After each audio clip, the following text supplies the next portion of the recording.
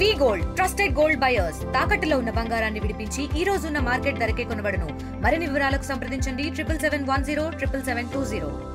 ఇల్లందు నియోజకవర్గం టేకులపల్లి మండలం నాయకుడు లక్కినేని సురేందర్ గారిని మరి కాంగ్రెస్ ప్రభుత్వం అక్రమంగా కేసులు పెట్టి అరెస్ట్ చేసి దాదాపుగా 12 రోజులు పైచిలకు అయిపోయింది.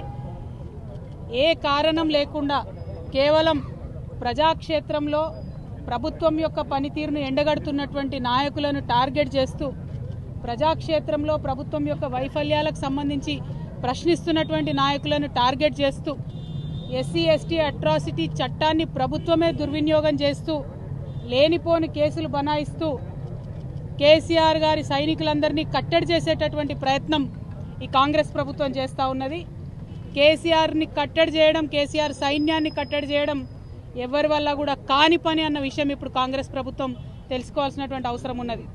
మీరు ఒక్కరిని ఇద్దరిని ముగ్గురిని జైళ్లలో పెట్టచ్చు, కానీ మీ వైఫల్యాల్ని ప్రశ్నించకుండా మాత్రం మమ్మల్ని ఆపలేరు. ఎందుకంటే ఇవాళ మీ ఫెయిల్యూర్స్, మీ ప్రభుత్వం ఫెయిల్యూర్స్ అన్నది ప్రజలందరి మనసుల్లో కూడా వెళ్ళిపోయినాయి.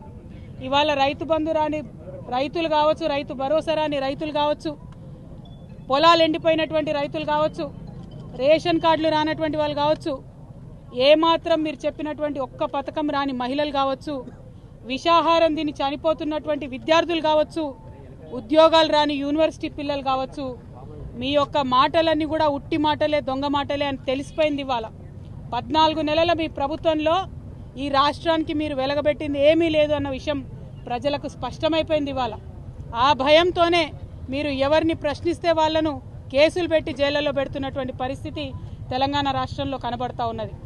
ఏం తప్పు చేశారు సురేందర్ గారు? గ్రామ సభల్లో మీ వైఫల్యాల్ని ప్రశ్నించినారు. ఖచ్చితంగా ప్రశ్నిస్తాం. ప్రజలకు రావాల్సినటువంటి పథకాలు రావాల్సిందే. రాకుండా మీకు చేతగాక, ప్రభుత్వం నడపడం చేతగాక, ప్రజల దగ్గరికి పథకాలు ఇవ్వడం చేతగాక మరి మీ వైఫల్యాన్ని మీరు దాచిపెట్టుకోవాలని, కప్పెట్టుకోవాలని ప్రయత్నిస్తున్నారు. అది సాధ్యపడదు.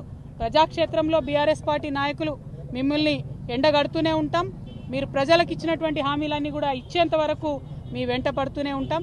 మరి మా పార్టీ నాయకులకు, కార్యకర్తలకు మొత్తం ఇవాళ యావత్ జిల్లా పార్టీ అంతా కూడా తాజా మాజీ శాసనసభ్యులు, జిల్లా పార్టీ అధ్యక్షులు, గౌరవనీయులు ఎంపీ గారు అందరం కూడా ఇవాళ ఇక్కడికి వచ్చి వారికి మద్దతుగా నిలబడ్డాం.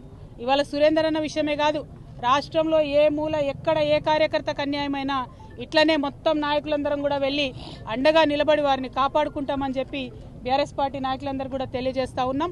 మరి కేసులకు తలొగ్గేదే లేదు. ప్రజాక్షేత్రంలో ప్రభుత్వాన్ని ఎండగడుతూనే ఉండాలని కూడా కార్యకర్తలకు చెప్తా ఉన్నాం.